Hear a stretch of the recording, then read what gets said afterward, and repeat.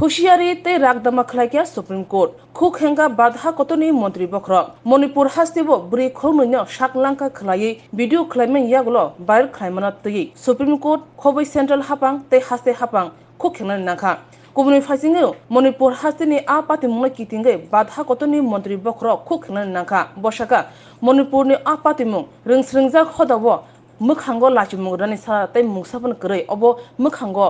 कसमपाली शिलका लाचिमुंगरखा केरंफां बख्र अपातिबुनो तै शाका तुमुंग हास्ते हापां अबनो तै मुसा क्राक याप्रे से हंगाके बसकंग सालो क्राक याप्रे से जंगनाय यगजा गलाक फियगजा गलाक। मेरा हृदय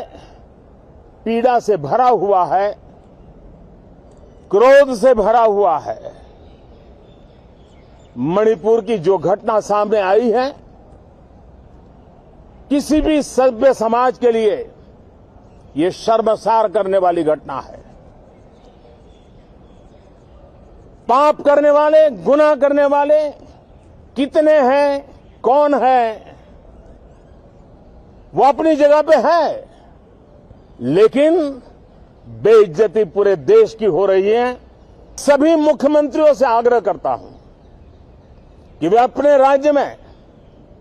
कानून व्यवस्था को और मजबूत करें, खास करके हमारी माताओं बहनों की रक्षा के लिए कठोर से कठोर कदम उठाएं। घटना चाहे राजस्थान की हो, घटना चाहे छत्तीसगढ़ की हो, घटना चाहे मणिपुर की हो, इस देश में